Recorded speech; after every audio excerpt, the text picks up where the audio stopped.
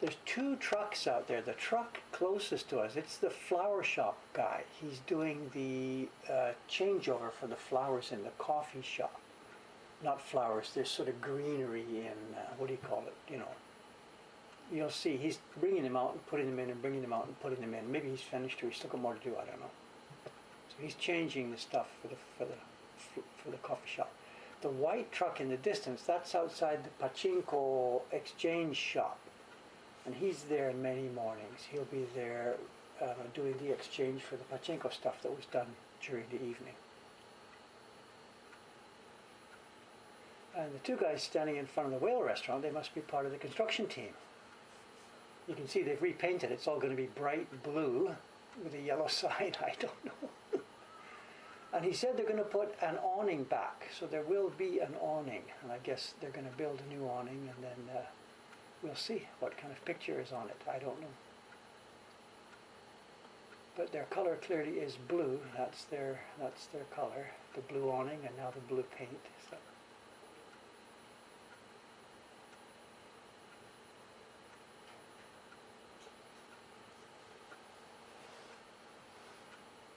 No, they don't deal with the balls there. It's a pachinko place. They deal with, this is the plastic thing, where the people get the little plastic packages from the pachinko place, bring them here in exchange for the money.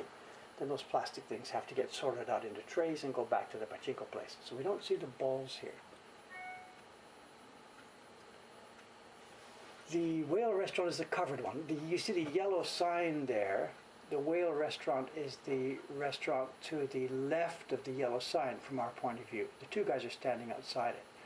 To the right of the yellow sign is an ugly, smacked up store. It's been there for decades. It used to be called The Last Chance. You can still read it up at the top there in katakana. It was a Coca-Cola restaurant. It was a kissa, a Western-style coffee shop, and it was called Last Chance. And you can still read it up in the characters up there. The current infestation is called Kawa Yon, and it's a sakeba. It's a lower level izakaya. It's really for locals. Nobody else but a local would ever go in there, would ever want to go in there. Unpainted and untouched since the war, maybe, I don't know. It's probably as old as I am, I don't know. This particular street did get damaged. I know it's unclear. You see the photographs and stuff from after the war, and this particular street did get annihilated. So all the buildings you see here, everything you can see in this picture, absolutely is all post-war, absolutely, including the building we're on. Okay, the work for today is mixed. It's going to be a mixed bag. I finished the printing after we did the stream on Saturday. I finished the printing. And the package has been in the freezer. I threw it straight through the freezer. So I'm going to be opening it up now. And my job this morning is to do the embossing. But I still haven't had time to get the embossing block ready. So that's my job this morning here. I've got the piece for the embossing and I've got the different bits. You can see how they work. So I've got to put one together to find some names. We don't have one ready-made with me as a printer, because when we had these made last time. So I have to figure this out.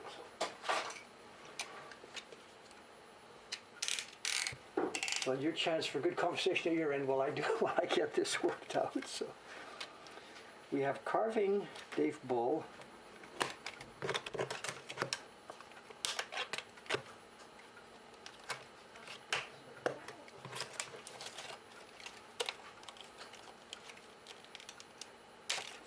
This is tough stuff.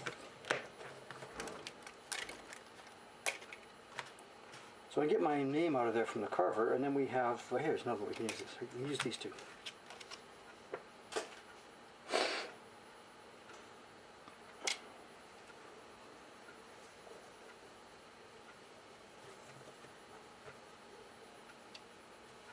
So we have carver Kawasaki, which we will use, and printing.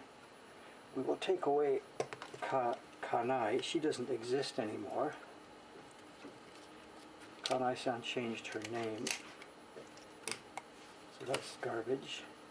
And we can pair that with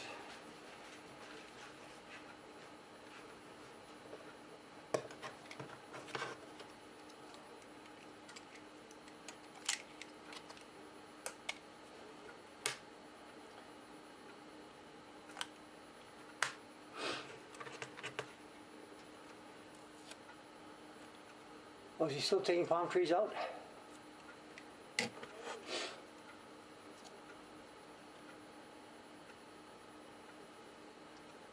I tried scissors with this stuff and no way, it just distorts it and tears it, so no. This is it's some kind of really hard polycarbonate. I don't know what it's made of, I don't know.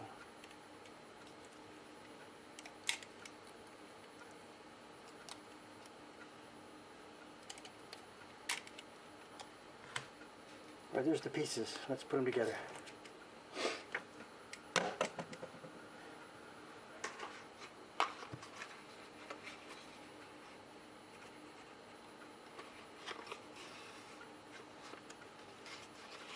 So when Japanese wood traditional work is being done mostly by men, I know that's not so much a reflection of how physical the work is, it's a reflection of the fact that it was a, quote, job. It was a craftsman's job. And society in the old days, women were not ever expected to become craftsmen or something. Women would work in various home occupations, like paper makers. The women of the family would work in the family workshop, stuff like that. But anything that was an actual, job, a skill, a craft, learn it and go and be an apprentice and whatever, women didn't do that sort of thing as a part of society. So it's not so much a reflection of the physical work. As you know here, the physical work is quite possibly done by women. That's how we do it here.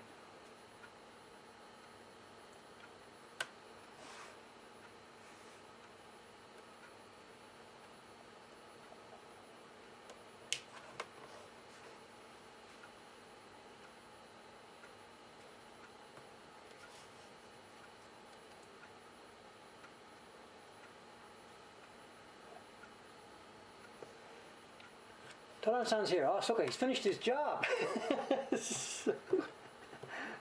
I guess I'm expecting a package this morning. Am I, Taran-san? Thank you, thank you.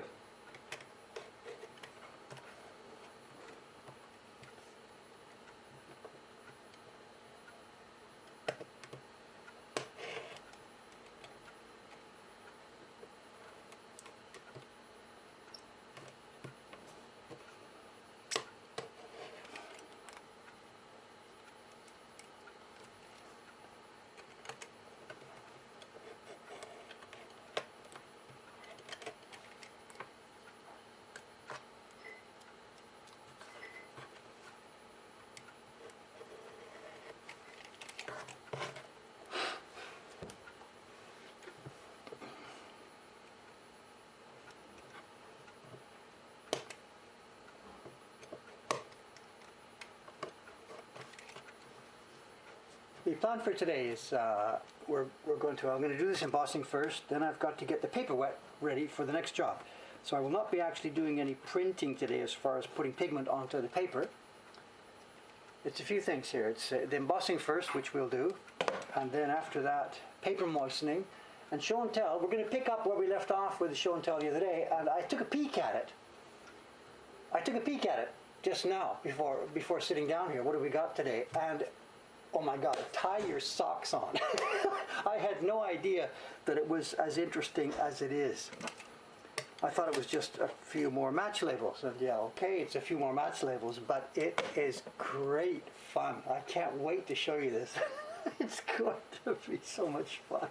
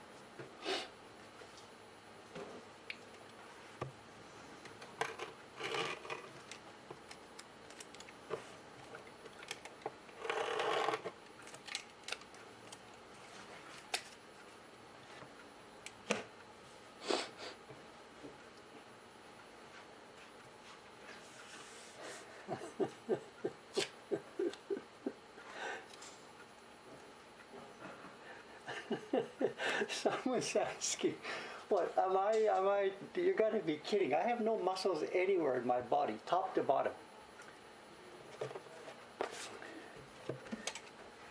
It's interesting you mention that, actually, because that's a real misconception about this job.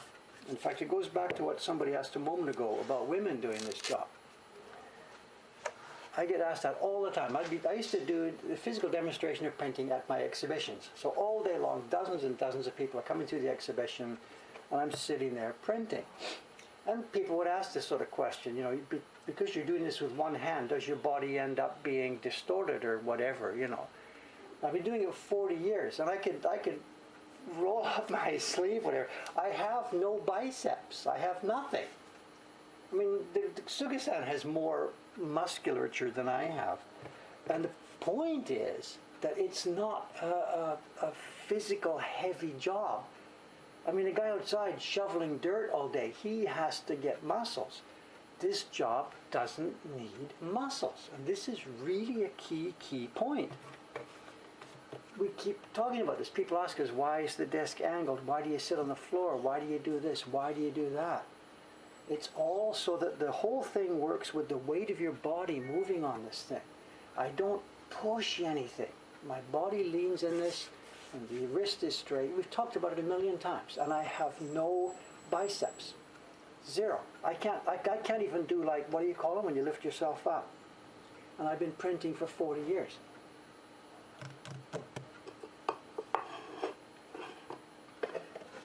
It's not about the muscle.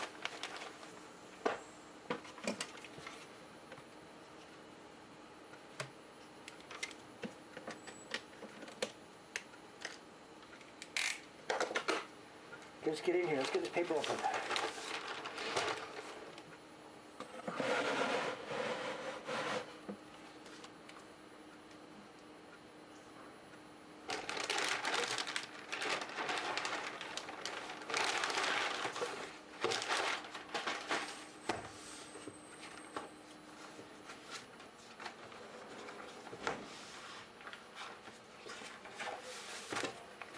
Okay, it's been in the freezer. Just sitting peacefully, waiting for you to get back to it.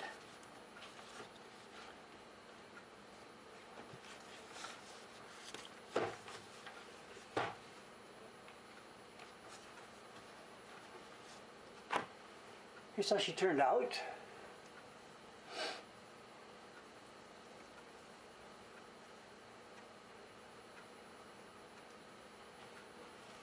Here's how it turned out after that last impression.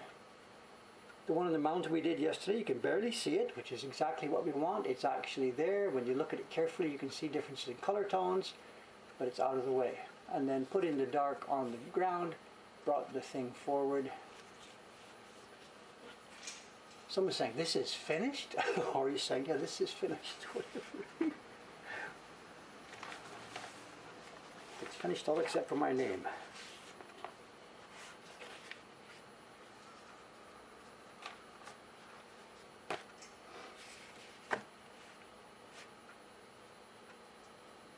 I'm a white balance, I've got no idea.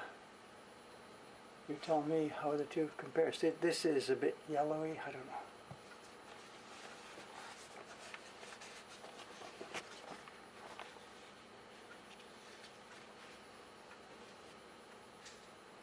What have I got that I can do a balance with? Nothing to show.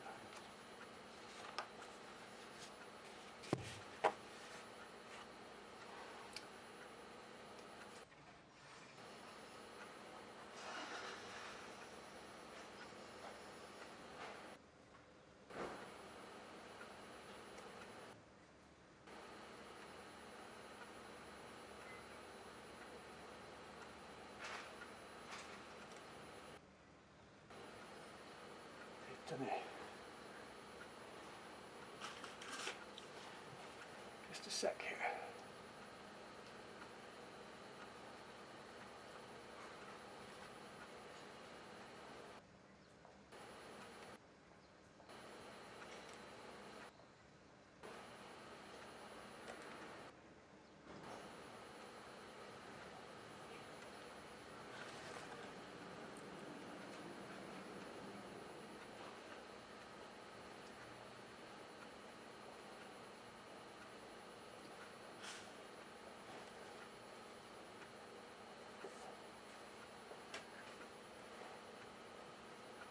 whatever I'm seeing on my screen now, I'm seeing similar on my screen to what I'm seeing in real life here. But we are right directly under this light, so it's difficult. So.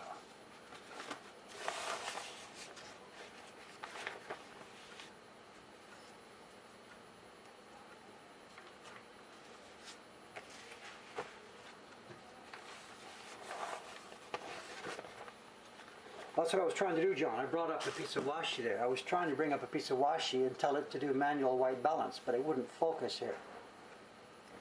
That's what I was trying to do. But the paper in front of me here is under this light. Now it's not under this light.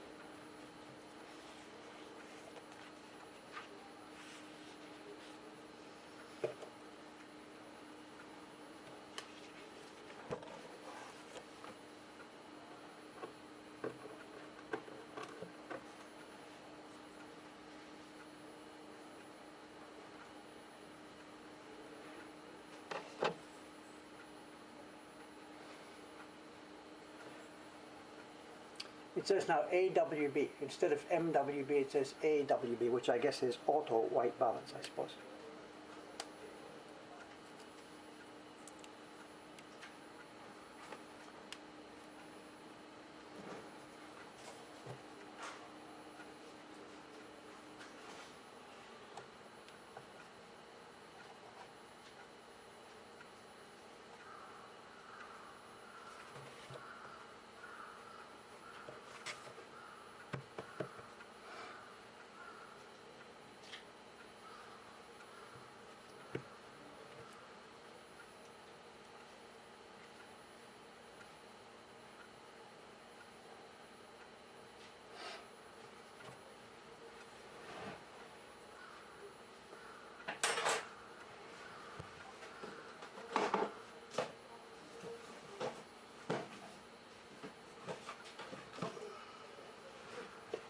Right, number 4 should do the job.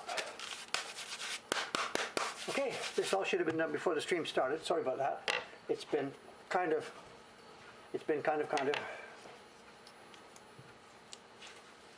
The setup of the mics is unbalanced. I cannot adjust it here, but I am right in front of the right one, and the left one is a bit off to the side.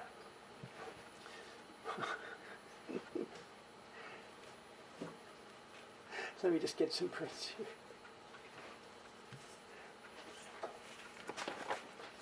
Let's have a look at this.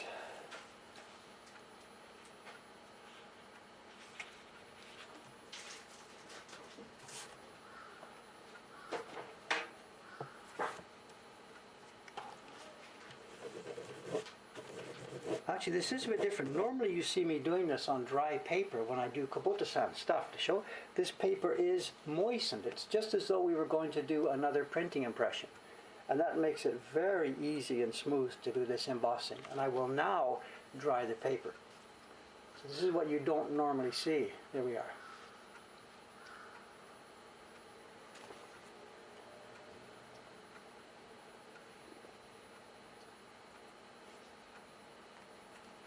And here we are. It's carving Kawasaki and Suri Buru. I think this is the first time my name's gone on one of these. I didn't do any of the printing for the Japan Journey series, for the Ghibli series, and for this series. This will be the first time, I know. So it's now, I believe it's now quite balanced quite well. Yeah. Let's roll. What time is it? My God, I've used up half the time already. So you're talking about the audio for the videos. Yes, when I do the video, I am going to use the microphones in my ears, which will give me the exact, you know.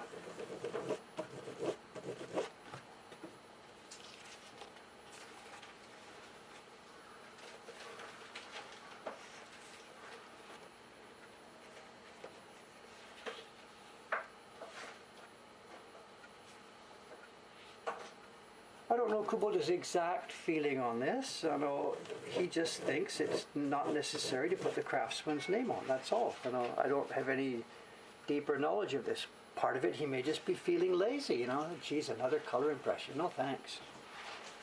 Maybe it's X% lazy. Maybe it's, you know, honest feelings. I don't know. Suga-san, Kubota-sanが名前をいつも入れないですね。私お願いします。彼がいやいい職人の名前入れるわけも。本当の考えはどうですか。もうめんどくさい。どうだろうね。めんどくさいのは絶対あると思う。絶対あると思うっていうか。でももしもう色のもう一回とかもう一色とか彼いいよいいよ。そうかそうね。でもあんまりその釣りはなんていうのやっぱり裏方仕事っていうか、あんまり表に出ないっていう風な感じだったから、そういうのは多分あると思いますね。昔からそういうなんか考え方、昔の江戸からはもう彫師すり師はもう絵師と浮世絵師の、ね、広重とか歌丸とかああいう人たちがフューチャーされて、フューチャーというか、有名になるために。So this is Sugi-san. She worked with Kubota. She learned from Kubota-san, the guy who we've been talking about. And her point is that she may think it's X%. It's too much trouble for him. He's thinking it takes time, but mostly it's because, as she's saying, he feels that his part of the process is just one of the background people. That it doesn't need to be shown up front. Back in the old Edo time, it was Hiroshige Urutomaru who did the design. You put their name on it.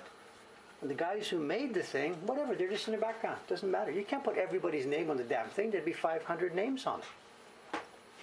So she thinks that's just his feeling. Look, I'm whatever. It doesn't matter that you have the printer's name on. You know. And I get it. He's right in a sense, you know. And there's lots of names that are missing from here. We didn't put the papermaker's name on. I used to on my ports prints. I put the papermaker's name on those things.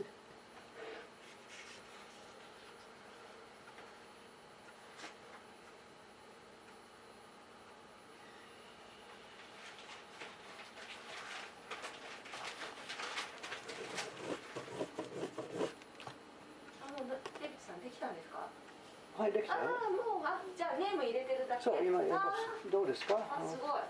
ちょっとソフトです。ソフトな感じですね。でもすごい結構色鮮やか。木のところも。グリーン入れたんですね。そう石川さんのものと比べると。木目ちょっと下の木目が出てるんですよ。ちょっと出ますね。そこはね。これ一番ひどいかな。それちょうどなんか。いや、ひどい。紙の糸が。だんだん進んだんですが、あんまり出なかったんですね。やっぱりすり進めていくと違ってくる。でもなんとかできた。だから川崎さん、ブルさん。そう、初めてです。ネームがね。あんまり素晴らしいじゃないですか。とりあえず売る予定。全然大丈夫です。やっぱりさすが。よかった復活。次のシリーズ。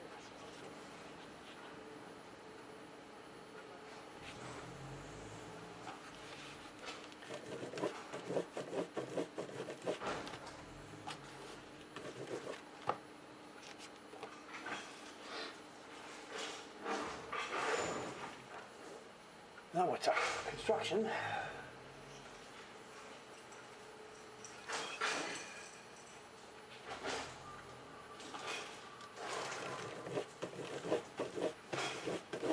Oh, speaking about the truck noise outside, that reminds me. The mystery of the vegetable guy. The vegetable truck that sometimes parks outside here, he takes his trolley up and down. The other day, what day, I don't even know what day it was a non-stream day. I was out there coming back from a walk just at the time when he parked inside. This was about 8:15 or something like that, I don't remember. So I'm coming back from my walk and his truck parks there. So I thought, okay, let's just, keep strolling down the street here. So I followed him. And there's no, there's nothing evil or strange or unusual or hidden about this at all. Simply the restaurant that he's serving, it's the Hokkaido Seafood Specialty Restaurant. It's around the corner. It's on the Broadway. And the Broadway has restrictions on traffic and truck traffic and stuff. And it's a one-way and this and that. So I get it. He drives up there, does a restaurant over there, comes here, and if he drove over to Broadway, he's going to be stuck on the wrong way in a one-way street. So he parks here. There's a little nook in our sidewalk here where it's easy to park. And he just trolleys down to the place. And it turns out that when you're on it's the other side of a block. You could go A and B or C and D. So sometimes he goes this way, sometimes he goes this way. So that's why he went round and came back the other way. It's actually just the same difference. So there's no there's no restaurant that's trying to hide the fact that they're open or something like this.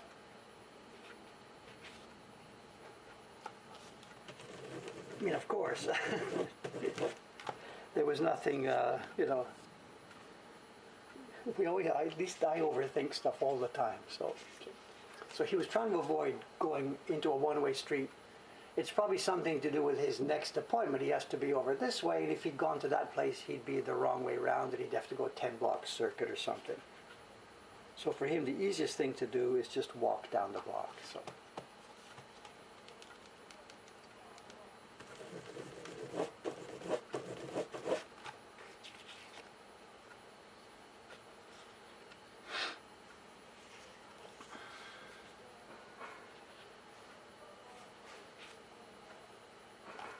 We will be trimming this, by the way.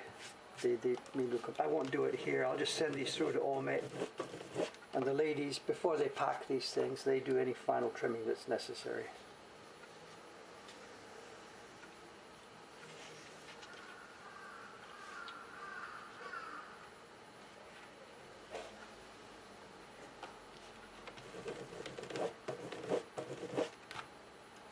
It's so much easier when the paper's moist, so much easier.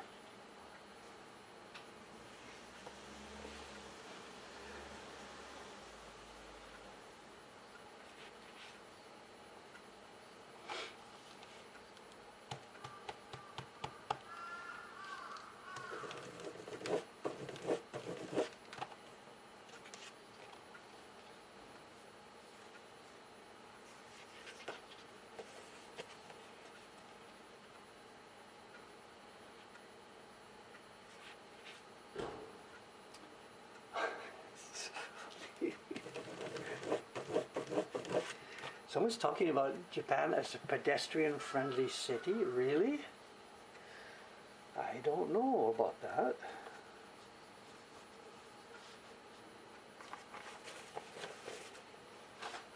This particular district where we live here is pedestrian-friendly, but that's just as a matter of coincidence more than anything.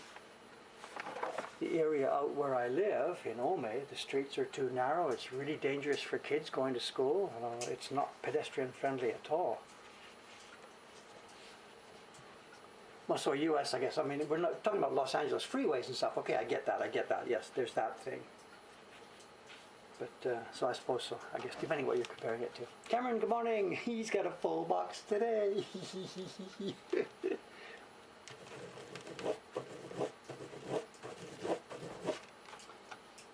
Isn't there a bracket missing after my name? Is it on Twitch, you mean? Natty? Japanese printmaking.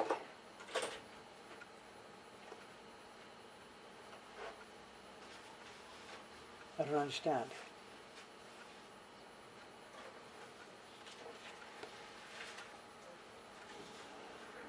What am I missing here? On the embossing.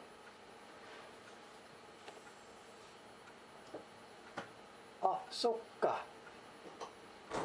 Ah, soっか.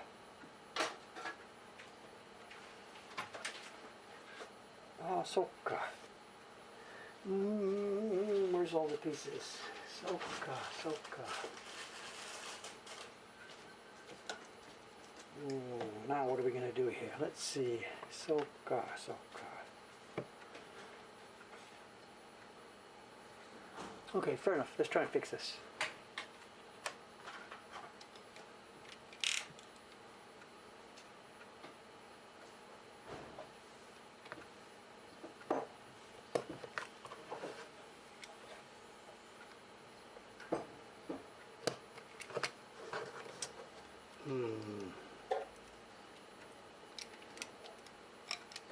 ちょっとエンボス間違った。どうしたんですか？名前やりますが、川崎、堀川崎スリブルですが、その上にと下になんか、なんていうの、ブラケットありますが、忘れちゃった。なんか下ん？なんか鍵カッコみたいな。そう。じゃあ切るときに一緒に切っちゃったんだ、そこ。だからブル堀の方から取ったでしょ。そうか、そうだよね。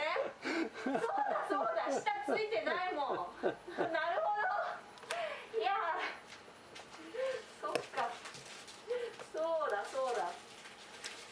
Who's the troublemaker who said this? Is this John? Who's the troublemaker? そうだ、堀の方はついてない。Hi, chocolate eggs all around. Hey. なるほど。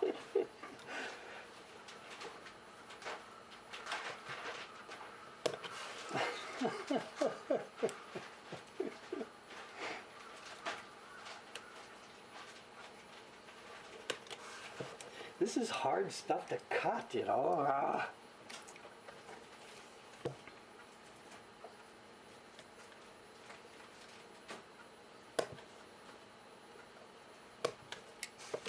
Look at that. I never noticed that. It's right there. My name is all bare. Silk.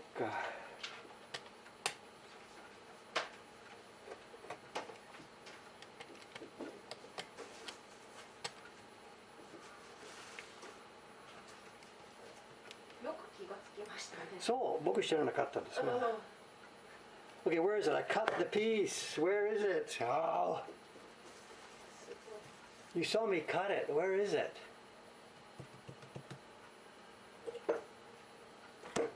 Got it.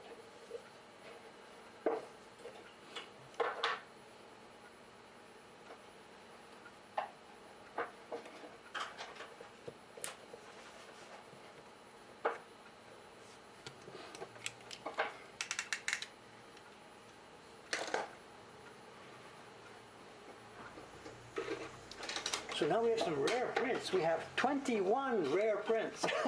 I'm going to leave, I think.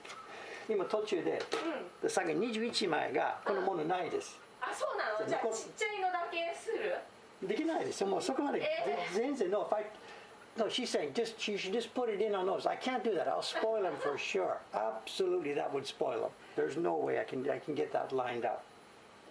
So we have 21 prints that don't have the bracket. I can't fix the first set. Just print with just a little bracket, try to get that in the right place and lined up. Not a hope. Not a hope. Just leave it. じゃあ貴重な21枚。So. Put your bids in.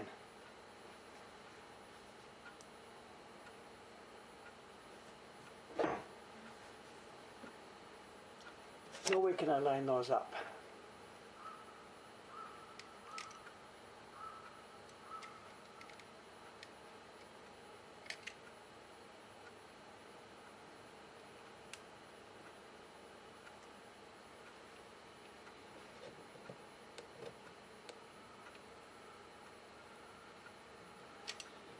Where's my old stamp tweezers?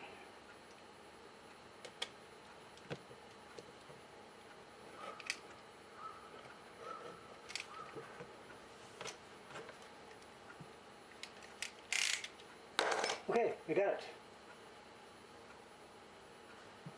So we do owe somebody a chocolate egg here. Obviously, I didn't catch names and stuff. I'm sorry. And you know who you are, or you're going to announce yourself. So thank you very much. I didn't notice that.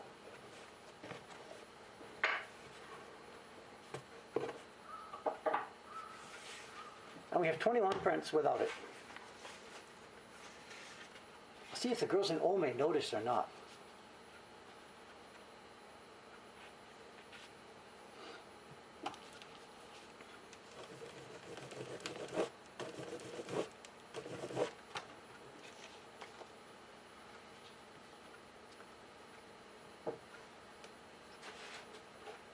Ta-da!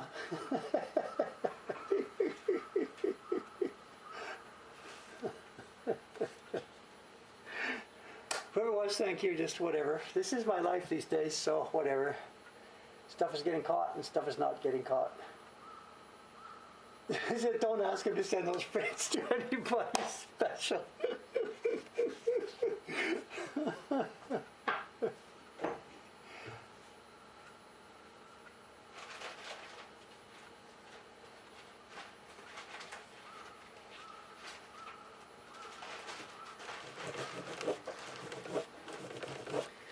We could do that after I'm finished here. Because it's in there, I could take off the other ones and leave just that and do it. But I don't know. The idea is here, after I'm finished this, go back to the first 21, leave the bracket, take the other stuff away. I guess so. I'm not sure about printing just with one little bracket, all the pressure on one tiny bracket. I don't know.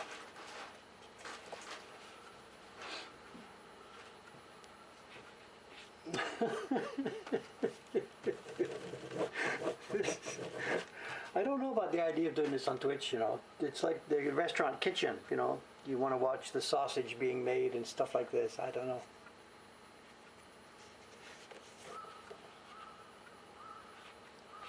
There's two places that you do not want to go behind the scenes. And one is a restaurant and the other one's a hospital.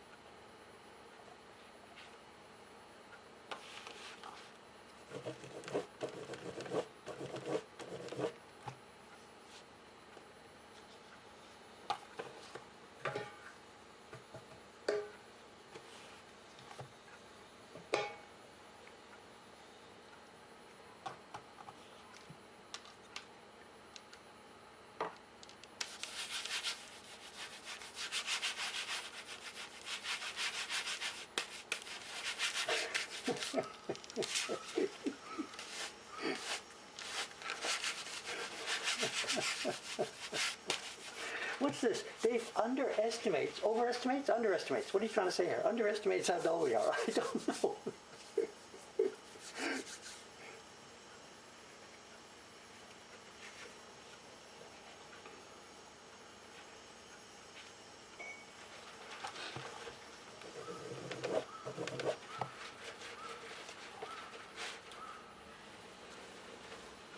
I have a bit of experience, very, very tiny bit of experience with Japanese hospitals. I don't know, some years back, what is it, 5, 6 years back, 7 years back, I had hernia. I had 2 hernia operations. One's popped and then the other one popped. So I was in the hospital out in Ome for those 2 operations. 1 year, 2 or 3 days, then a year later the other one 2 or 3 days. And honestly, it was fun. It was really fun. The nurses and stuff, it was just crazy, just crazy. They were at first a bit, what's the word, not afraid, but there's this foreigner and they didn't know what he was going to expect or what to expect from him and stuff, you know, so. It was good fun.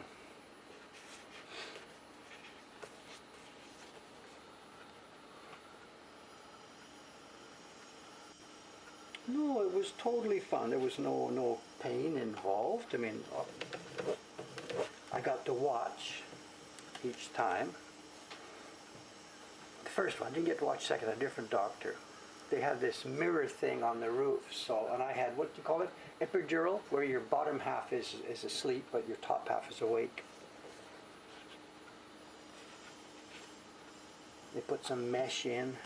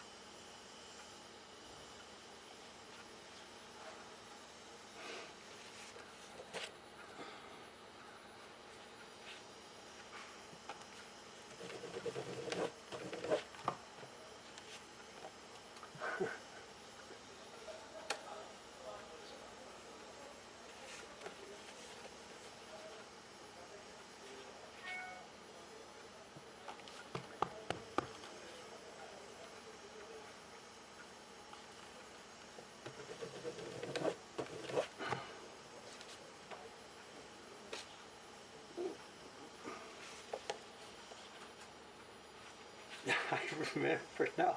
I wrote about this in the story a week back then. There was a hilarious episode in that thing.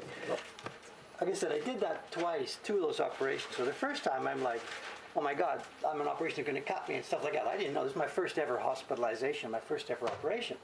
Turned out it was okay. It was easy, it was smooth, they took care of me well, I enjoyed it. A year later, when they had to do the right side, I went back, and now I know how this works, so I'm feeling really easy and blasé about this. And it was great fun, but I got in trouble. I wrote a story in the week about this. I got in trouble. We're in there, they put the epidural on, I'm lying down, they start fiddling around, doing their cutting, whatever. And I've seen this before, so this time there's no mirror, it's just, oh, it's okay, I'm just going to relax. And they've got this heart monitor thing on you. You know, you're breathing, it's all masked and whatever. And I can see, next to where I am, I can see the beep, beep, beep, beep. You know, it's got the little heart thing and the trace. And there's a monitor of how much oxygen is in your blood, all that stuff that they're watching. So the surgeon is doing his surgeon stuff, and the anesthetologist is watching. And I am completely happy, completely relaxed. Breathe slowly. I see my heart rate at 62, and then I relax and it goes 61. I think this is nice. You know, what if I fell asleep or something like this? So I look at the monitor, I breathe shallow, relax. Breathe shallow, relax, and it goes 61. It goes to 60. Breathe shallow, relax. Breathe shallow, relax. It goes to 59. I am totally peaceful, totally enjoying myself, totally relaxed. I don't remember what happened. It went 57, 56, 55, or whatever. And I don't know what number triggered. It went to 53 or something. And the machine said, he's dying or whatever. The heart rate had gone too low. I was just relaxed, but the heart rate had gone too low. And the thing set off an alarm. The anesthesiologist looks at it, the doctor looks at him and says, quick, quick! And he sends to a nurse, and she grabs from the cabinet some some stimulative stuff. And I'm saying, look, it's okay, no, relax. I'll bring it back. And they're just like, chump. And in my tube it goes, and then I'm like, joggy. I was just trying to relax, you know. I chatted with him about this afterwards, you know, like, can't you tell the difference between somebody dying and somebody who's just peaceful? And he said, it's all about the numbers, whatever. The machine knows the numbers, we know the numbers, and at that point of numbers, bang. You know, nothing to do with you, boy, just lie down and, you know, do what you're doing, you know, so. 40, I don't remember the number, I'm sorry, it went off at some number.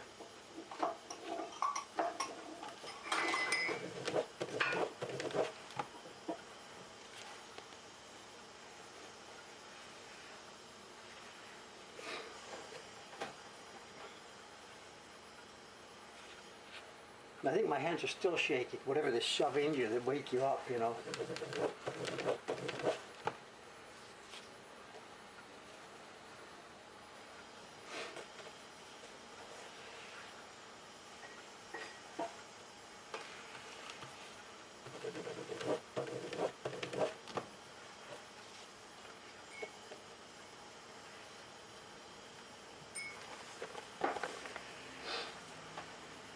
Yeah, the thing too, back then, actually, I was good at this because I was swimming then. I was swimming every morning. So unlike Dave now, who is really not in good shape, I was in good shape. You jump in the pool, your heart rate goes right up. Bang, bang, bang, bang, swim, swim, swim, swim. Come out of the pool, zoom, your heart rate drops right back down. You know, I was in good shape for that. So there was actually no problem. But nowadays, I don't know.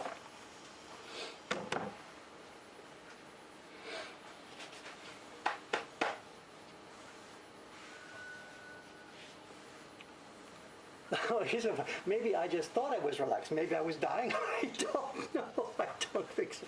I tell you, I think the whole thing was under my control. I was watching it and trying to pull the number down. I was controlling this, you know. So maybe I was dying and they brought me back to life. I don't know.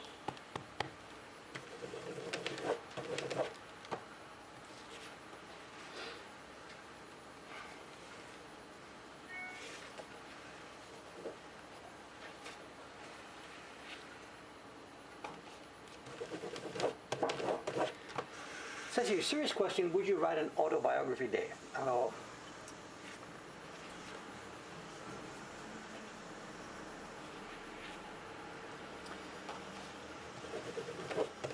It's an interesting question, actually, though. But the thing about questions like that is, someone like me, my life, my basic concept on this sort of thing is, among the people with whom I was brought up, typical Canadian people of the 1950s, 60s, and 70s.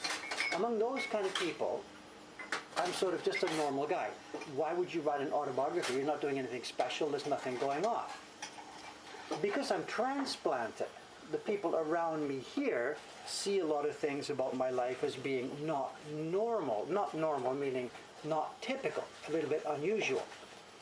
So from that point of view, from those people's point of view, you could tell this story or whatever, but it becomes, let's read about this strange guy doing strange stuff. And that's not a viewpoint that makes any sense. So this is a casual little question, would I write an autobiography, but for who, about what, and why would it be interesting to talk about this sort of stuff? Just to take a rough example, the guy, John here in the stream, he's whatever, X years younger than me, but we are both sort of middle North American type of people, grew up in a similar, no. So for John here, as an example, Dave is a little bit interesting because he's over there doing this, but Dave as a person is just another guy just like John. He does his photography, I do my prints, nantuka. John would no more be interested in reading my autobiography than he would be interested in reading his own. I'm just using John as a test case here. So I don't know about such a question.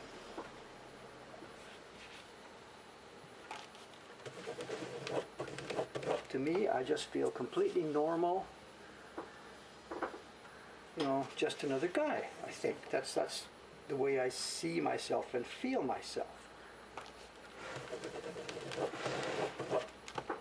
But I'm obviously not just another guy compared to the Mr. Suzuki salaryman walking down the street here. You know? So I don't know.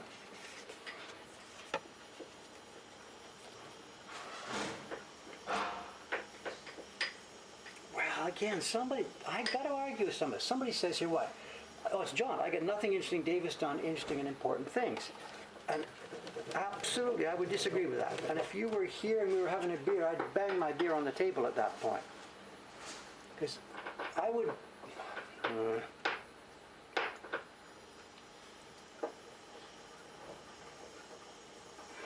not sure what to say.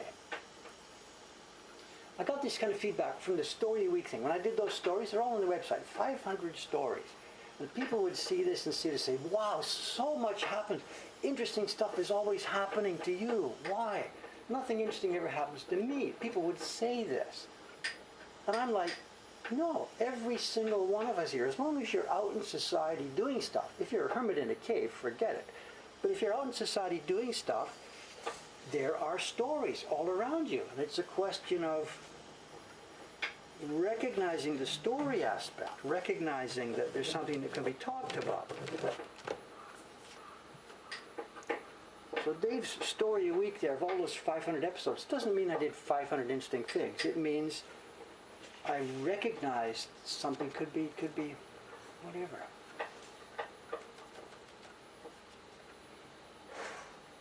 I don't know. I really don't know. I'm internally conflicted with this point, you know.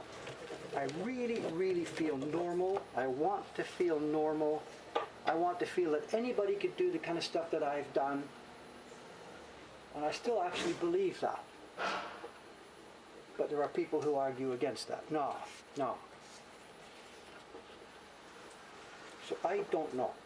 I don't know. I don't know.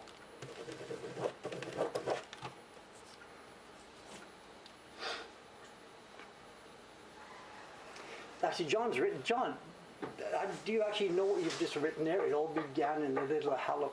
I've done that. I wrote. It was a dark and stormy night in Halifax. I did this. I wrote this kind of, not autobiography, but a how did I get here kind of story. It's on my newsletter. I did this years and years and years and years and years ago. It was a dark and stormy night, so they tell me.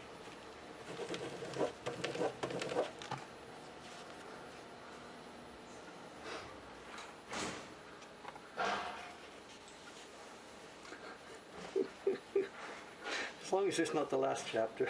So I don't know. Whatever, thanks for the question, but as I said, I am really conflicted about this. Really conflicted about this. But given that topic, if anybody is curious, I did about 20 years ago in my newsletter, the paper newsletter, which is now online, I did, for the benefit of my Japanese collectors who were always asking this, how did you get here?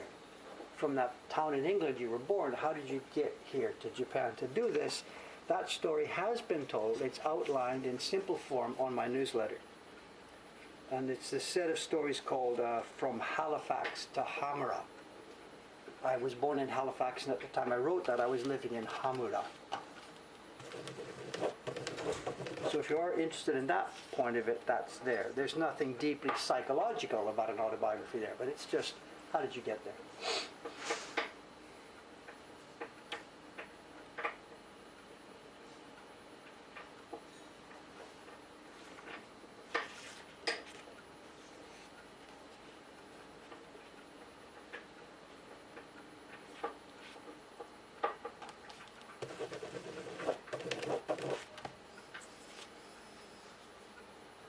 I might as well mention it. The flowers you saw here the other day, they're still here. Kelly-san brought those. And Kelly is a lady, young lady who lives here in Tokyo, been living here a long, long time. She came a few years ago with an advertising company, Dentsu. Tokyo, the metropolitan government was putting out a pamphlet of different interesting things happening in Tokyo that combined the old Tokyo and the new Tokyo. It was the 100th anniversary, I think it was 2 years ago. Tokyo became the city 100 years ago. And they put out a bunch of promotion stuff. And they put out a magazine highlighting a dozen people in Tokyo who were doing something that brought the old Tokyo together with the new Tokyo. And Koike-san, the governor, she picked these people, and she picked me. And she hired, the government hired Dentsu, the advertising company, and they hired Kelly-san to come. So they came a couple of years ago, talk. Kelly-san went back and wrote the story. It's on the Tokyo government's, metropolitan government's website somewhere. I don't know where it is. Anyway, that's the background to how we knew this lady. Then around a year and a half ago, this idea, not an autobiography, but the idea came up that Japanese people are sitting on the train, they all read little books on the train every morning, and lots of the advertising for these books is stuff like, how to use your life, how to live your life, are you frustrated as a salaryman, how to do something else, stuff like this. Because the readers on the trains are salarymen, because a lot of them are frustrated, a target book type for those people is, hey, there's a different way you could live your life, sort of a thing. So I hired Kelly-san. After seeing the story she wrote, I asked her to come on over, and I said, look, I'm surrounded by this. I've got all this content, the print stories, the story a week, the newsletters, all this stuff. I've written this thing already, but I need help putting it together in a form we can package and target for those salarymen on the train. And she said, let's give it a try. And this was a year and a half ago. Maybe more than a year and a half ago. and I don't know, not so much a self-help book, not so much a book that's saying step 1, step 2, step 3, and you too can be on TV or whatever, just simply, basically tell the story, and people could pick from it and choose from it, whatever. Anyway, I don't know the format. She was going to work on it, and I was going to work on it, and here we are, a year and a half later. And, well, you know what happened? Stuff got in the way. She actually had a real job in the travel business. That got destroyed last year. So her life has been turned upside down. So she didn't really have time or a chance to work on my project. And she came back the other day and said, what do you think? Are we still game for this? And I'm like, do I remember your name? She might be watching here this morning.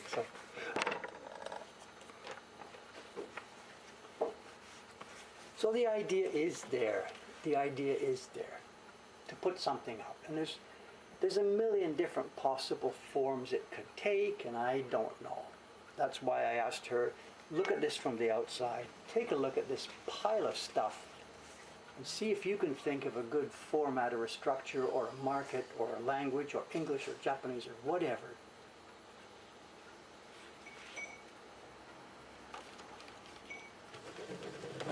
So that's where it sits right now. That's where it sits. Is Dave wearing... Sorry, I had a shower a few minutes ago before coming on stream. Nothing here. Nail varnish. They're actually reasonably short too. Sometimes I'm really careless. They get too long. No, never touched. The Sadako-san, the lady who I've been spending a bunch of time with in the last couple of decades, we don't see too much of each other recently. I'm busy with this and she's busy with her grandchildren, but we get together now and then. She's whatever. We're a similar age and similar generation. It's so funny. I can tell the story. It's okay, whatever. She runs a household. She's got children, grandchildren, and she does like cooking and all that kind of stuff, and washing dishes and all that kind of stuff. And because she's a lady, she really takes care. She uses skin creams and careful of the sunshine and all that stuff, and wears gloves outside and wears gloves when she does her laundry and all that kind of stuff, And there was an episode, X months ago, we're having dinner together, and she's like, hold out your hands, And I'm like, okay, there's my hands. And like, she's like, what do you do? And I'm like, what do you mean, what do I do? I'm like, I don't do anything. I've never worn gloves in my life. And she's really super careful about her skin and all that stuff. And I don't even notice it. And yet, 70 years, typical, I don't know. DNA is what it is. It's beyond our control. So.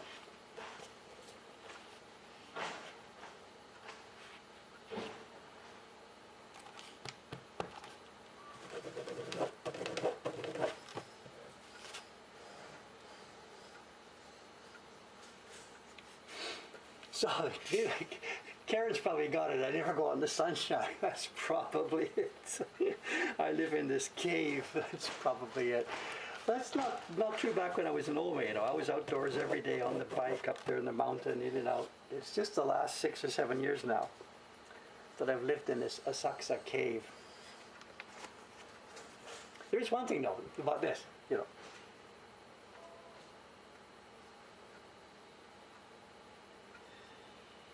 I think that's pretty good for 70 years old. I think that's okay.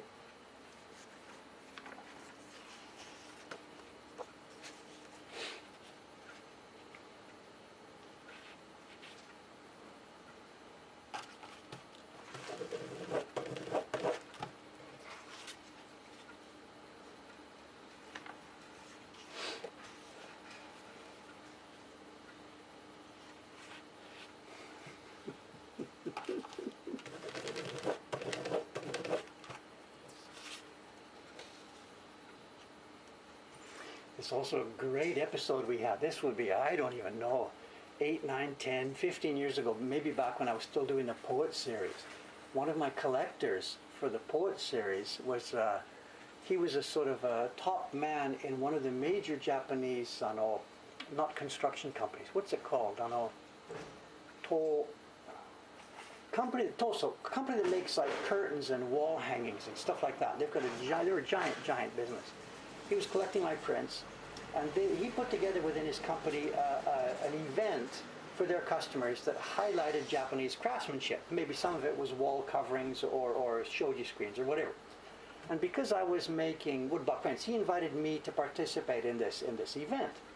So it's a big party. They've got this huge ballroom type place and whatever. So I got one corner showing my prints and doing my little printing, and somebody else is doing this and somebody else is doing this. And he hired a couple of other craftsmen. There was a Matsaki-san, the printer we talked about the other day. Matsaki-san was there, and maybe Ito-san was carving, I don't even remember. And then people from all others, lacquerware guys, and somebody making shoji screens, as I mentioned, a tatami guy. So there was these 20, 30 different craftsmen all in the same room. And there's wine and there's stuff, and we're doing demonstrations and people are walking around, and then there's tables in the middle where we sit down and chat for a while at break time. And then hugely interesting, this is a hugely interesting conversation came up. Somebody at some point, whatever, I don't even remember how it started, they were looking at calluses. So one of the craftsmen, the guy who was making tatami or something, he had some sort of bump on his finger where he held the knife or whatever. And the conversation caught fire. Hold out your hands, hold out your hands. So all of us craftsmen, like this, were holding out our hands, and it became a game. Looking at the person's hands, top and bottom, can you tell what job this person does? And it became a real thing that was doable. Now mine actually don't actually show this, because these days it doesn't show much about typing on a computer screen. But when you're a printer, doing the same thing every day, you can perhaps see right now from my baron, there might be a little button here in the middle of my hand here where this thing presses. And if I was doing this all the time, you would see calluses on the back of my fingers here where they rub. These days I don't have any such calluses. But that conversation that day was really funny because I had double craftsman's calluses. I had the ones that showed I was a printer, and then I had the hard piece of skin on my fingertips that show where the knife blade rubbed against my finger here. So I had both a printer and a carver's callus. And some of them are crazy. The tatami maker, or they all had their shape of their hands that showed what they were doing. It would be a great book, absolutely. The discussion came around the table. Oh my God, get a photographer, get a writer. This is a great book. And you can imagine a spread. There's one spread of somebody's hands, top and bottom, and you try to figure out what job this person's doing. Then you turn the page and it explains, it shows pictures of where the calluses come from and stuff. I'd love to read that book, absolutely.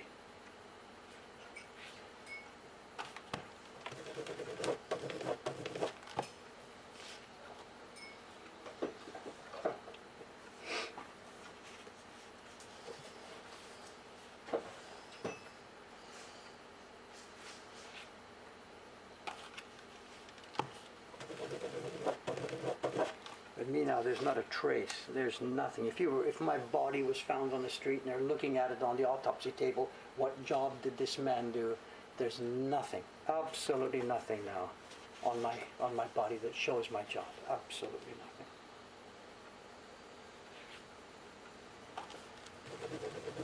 Sugi-sanの手は、手だけ見ると、Sugi-sanもスリシと分かりますか？わかんないんじゃないの？なんかないですか？バレンこのタコとかバレンタコ。そうか、そうだね、タコがある。でしょ？そう、この辺に。ああ、ちょっと硬くなってる。そう。あるんでしょ？そうだね。それでわかるか。そう。でもうないですね。あ、今ね、もう柔らかいってなってね。痛いでしょ。痛いです。ああ、そうか。そうだよね。たまにやると痛いですよ。でも彫り師ってなんかは手に出るんですか？ありますよ。まあ人によって彫刻刀を持って右入れますね。だからこの裏です。硬くなります。Where the blade goes inside. She's asking, what's the mark for the carvers? When you're carving, we're always pushing back with our other hand. So for me, the inside of this one, this becomes rock hard. And maybe that's actually still a bit hard, even though I'm not carving every day. So that's a hard piece of skin for a carver.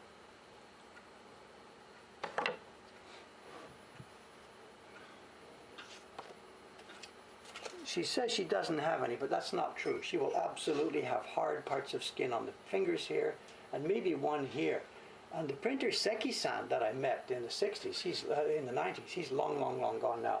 He had a taco, it's called a taco, a callus, and it was maybe 5 or 6 centimeters tall, and it was round, like a 1 centimeter. It looked like something that had been glued onto his hand. And he had that there, and that was from him pushing the Baron. And I'm like, I asked him, why so much power? He said, shut up, whatever. Okay, whatever.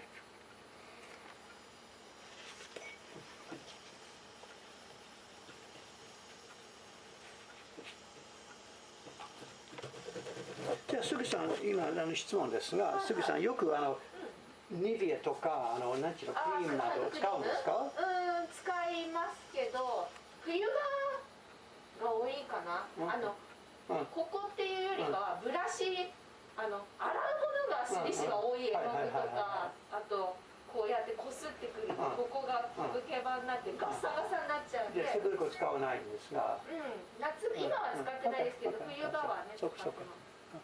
She says she sometimes uses like a cream, but in winter because it's dry. It's like nothing specifically work related, just simply women do that sort of stuff, whatever. No, not protruding five.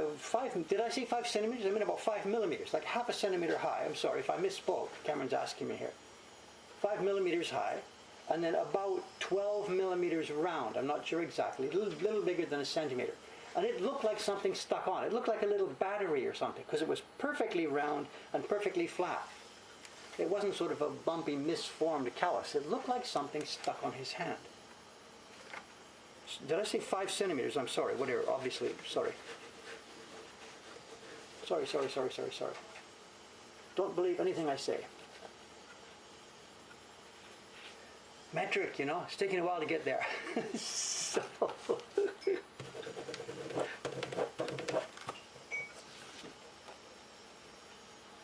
Metric.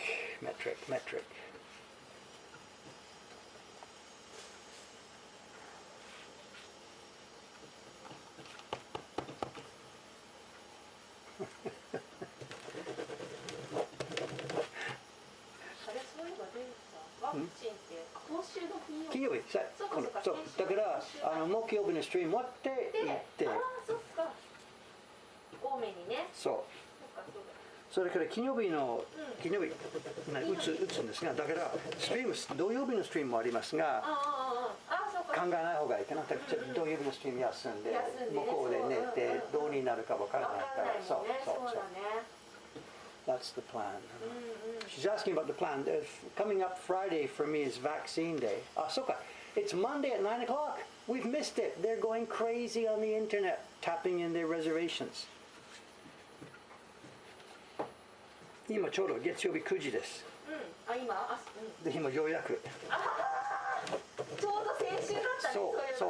そう。そうだよ。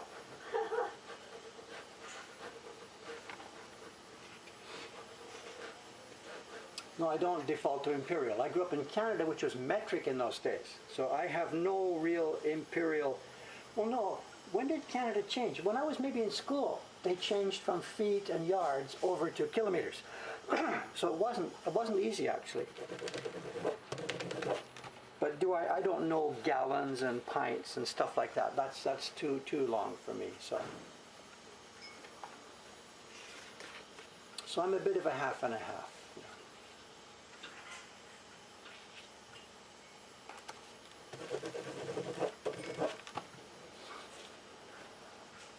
Yeah, miles. The thing about miles, though, for me is funny because I've never had a car. So I've never been a driver. I've never had a car of my own. I had a license for a while when I worked at a music store, and I did some driving badly for them. But I've never had a car, and I haven't spent all my life behind the wheel driving. So the thing about the miles and kilometers, for me, it's walking. And I've walked only in kilometers, so I don't have a good sense of a mile at all. But I think I understand what a kilometer is. Yeah, I did drive, but not, I got a license when I was 22, drove for 5 or 6 years, and that was it. So it's just a very short window of my life when I drove. Mostly in Canada between city and city, which is just mountain after mountain after mountain. So I can't think I have a good sense of distance. I'm sorry. Oh, there we are. We're done.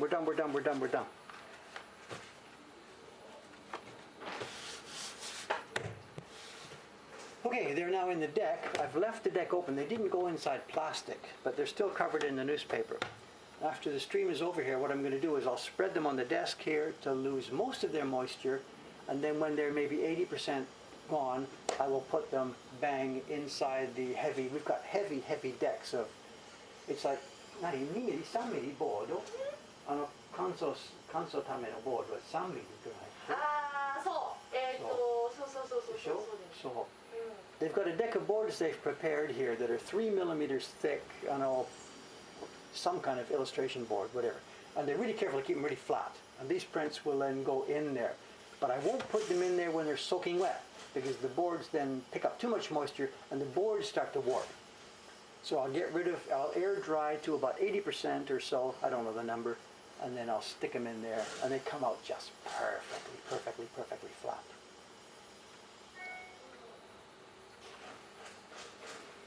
So on Saturday, okay, the plan is, today's stream here, I'll be here Thursday. I'll be probably doing the first impression on my next printing job, which is going to be a portrait print, Ganon.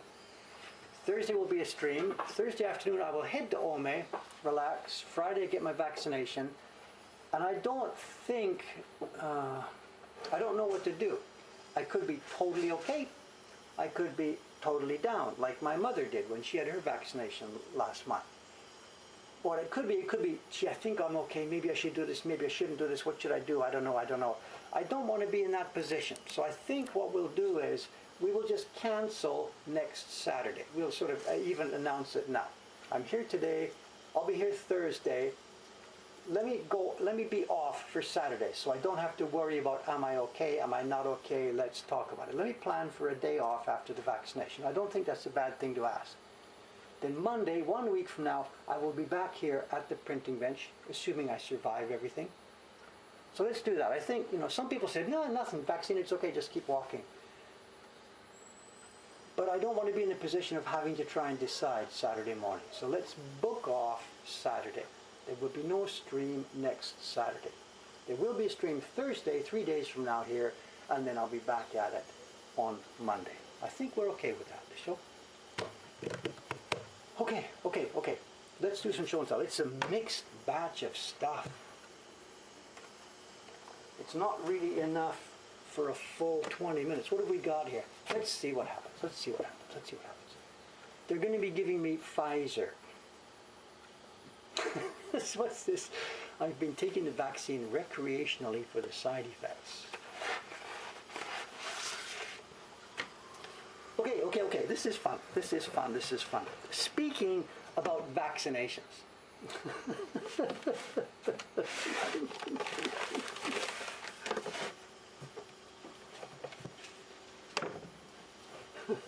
Okay, these are the things that we didn't see the other day. We opened this up, we opened half of it and took out the small prints that were in the other half. Okay, that's done, that's history. This one has 2 items. One here and one here. Let's look at the whatever one first and then save this one.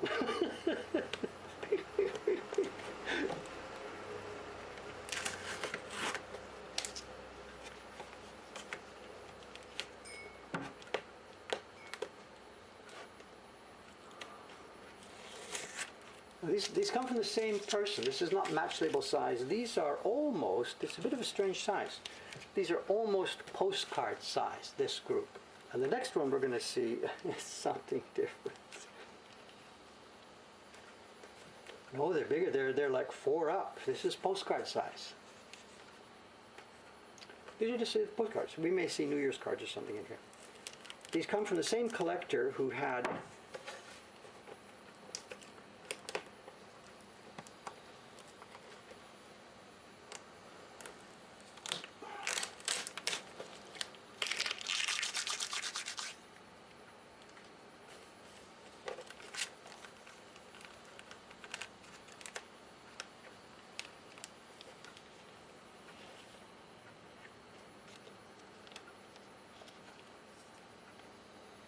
長尾さんの工房かな。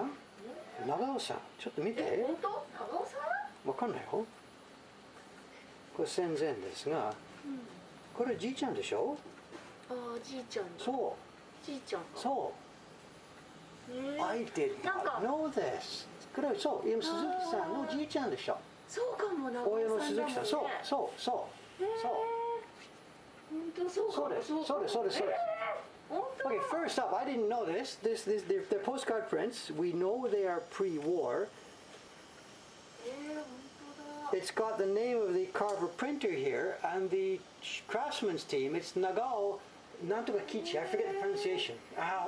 どう読むんですか？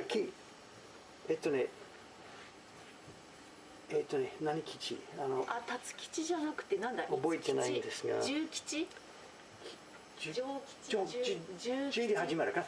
It's the lady who owns our building. It's her grandfather. 本当だ、 It's her 名前入 grandfather. ってる。そう。This is trouble because if she sees this, she's going to want this. あ、名前が入ってる。すごい珍しい。鈴木さんが見ると、Okay, ちょっと What's the set? 何記念？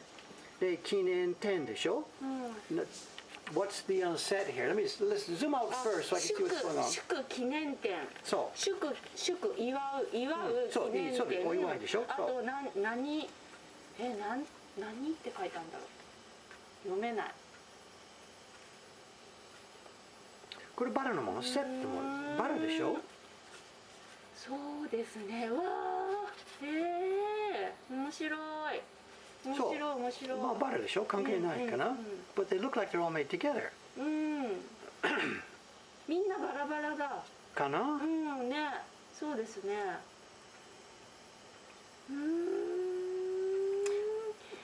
なんかあれだね。いろいろ。Okay, what it looks like, again, I'm just seeing this really for the first time. It looks like a group of sort of random stuff that somebody has collected. I do not think this is a single set. We've got one with a date here. This is Showa 12. And it's a gasho, it's a New Year's card. So I think we have a random group of prints from that era. But the one on top right there, it's from the workshop operated by the grandfather of the lady who owns our building.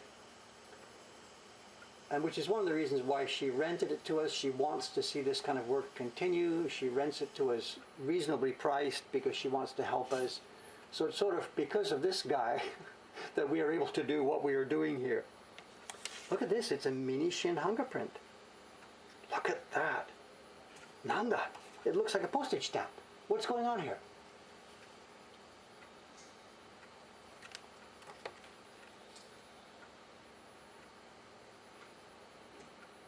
It says Showa no Ginza. Ginza from the Showa era. And at the moment, you know as much about it as I do. It's a random group, I think. One was clearly a New Year's card.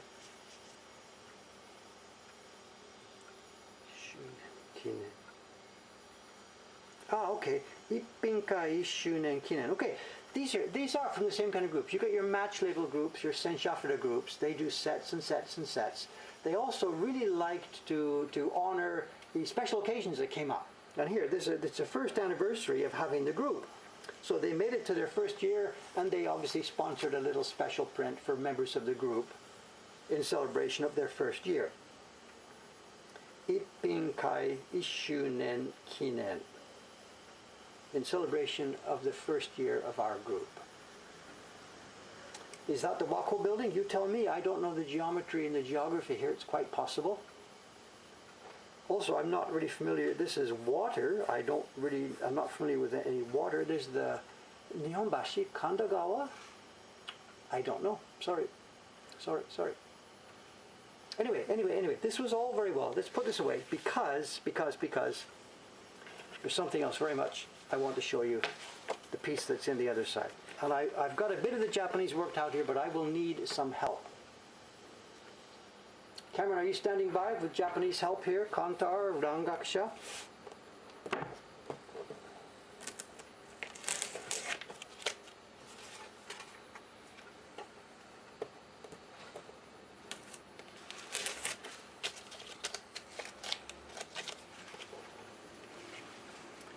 have a print from the same group, the match label group. This is Rimpyo. This reads right to left. This is Rimpyo Shushu Man 5周年記念 Showa 3年11月. And then somebody's name, Kubo Dio, maybe, I can't read this. And the temple name here is Hirakuyama Kyuhoji. And it was made by one of the groups that do the match labels. And what are we seeing? What's the content here? Is this a poster to promote the vaccinations? Our dude friend here has his arm out with a tie on it. He's got his fist ready like he's giving blood. And the nurse lady, it's a parody. This should be the vaccination poster. Get your vaccinations. Everybody, don't delay. Get your vaccinations. Is it drugs? Is it tattoos? Is it blood donation? Is it vaccinations? I have no idea. Let's get it out of there.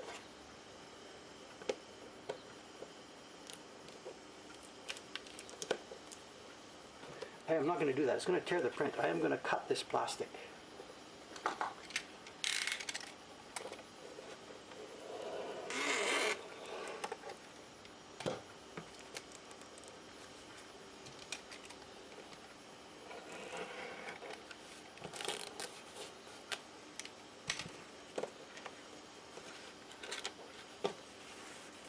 Here we are.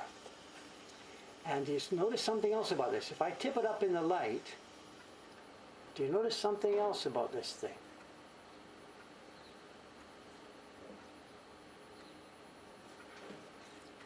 It's embossed with lines that form a grid of 12 match labels.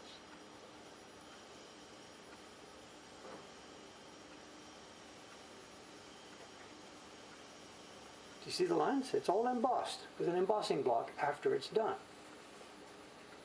What was the idea? Chop it up into 12 pieces and glue them onto matchboxes? No, it's a parody. There's no literal thing here. This is not a Japanese geisha with long hair doing something. It's a parody image. So were they making a puzzle? You stick it on 12 matchboxes and make it into a puzzle. It's exactly the kind of thing that would happen in a bar. If one of the bar ladies gets this, she cuts it up, sticks it on 12 matchboxes, throws them on the counter for her patrons. Here you are, put it back together. So I think it's for a bar puzzle, but I don't really know. The point of the print is in Showa 3, it was the 5th anniversary of this group. The Rimpyo, this is match label, Rimpyo or the match labels. Rimpyo Shushu, collectors of match labels. Man 5周年記念, in celebration of the 5th year, Showa 3年11月, November of Showa 3. And then it's somebody's name, Kubo, I can't read it, Dio, maybe. And the temple I can read, Hirakuyama, and then it's Kyuhoji. More than that, I don't know. But it is cool, and this should be Tokyo City's poster print for the vaccinations.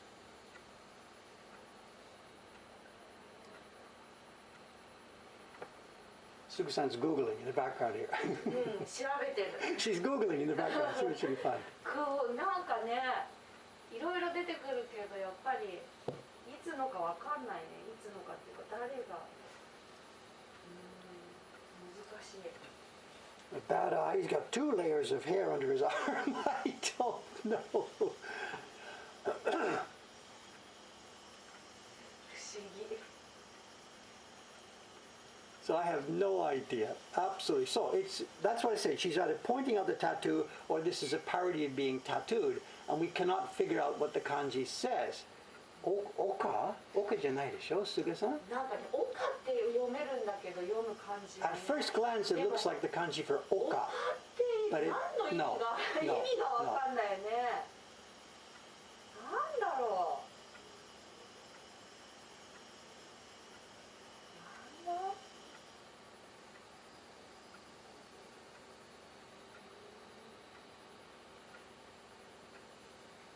so I have no idea, but I am really happy to get this. I know, it's a woodblock print, of course, all carved and printed. It is a tattoo, you can see it. It sort of looks like the kanji for oka, but it's hard to tell. There's no specific, 2 or 3 of us now have looked at this. Ishikawa-san looked at it yesterday, shiranai.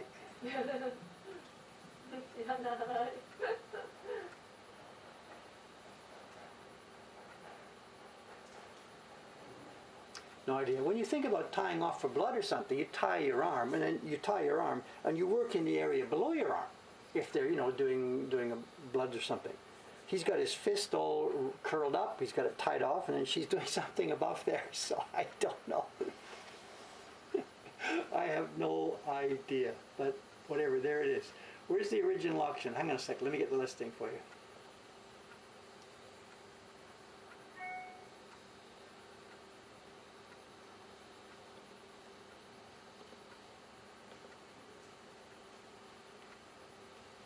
So here we go.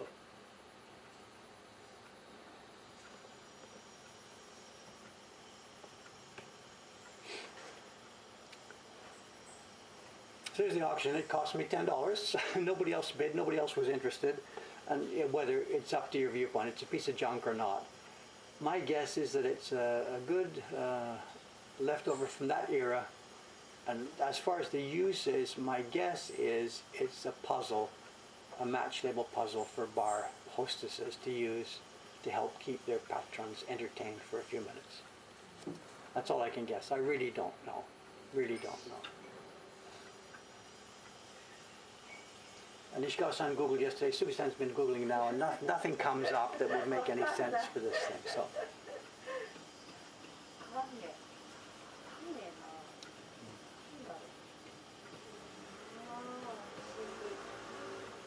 So this is weird, but great fun.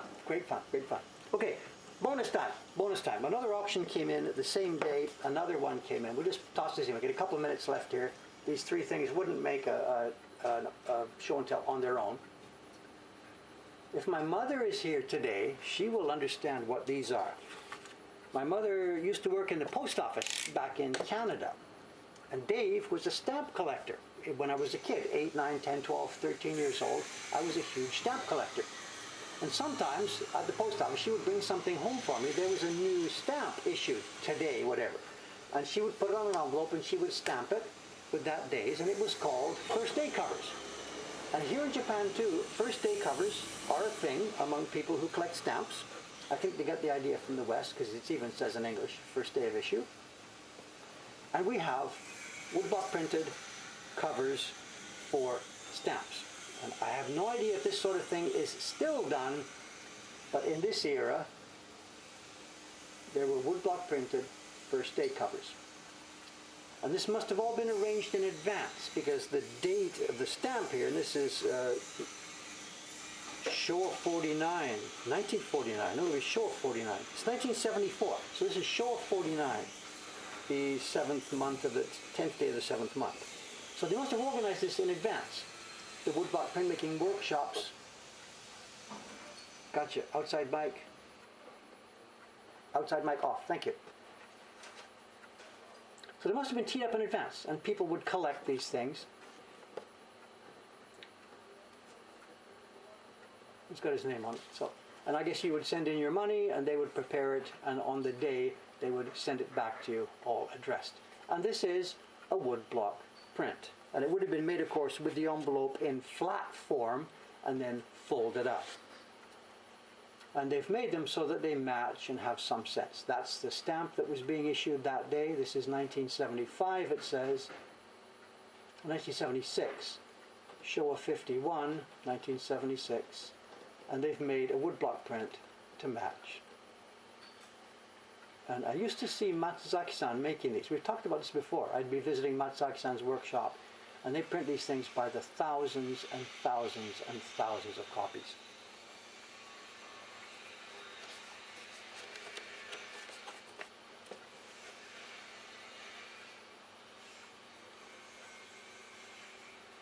Same also, it's 1974, Showa 49.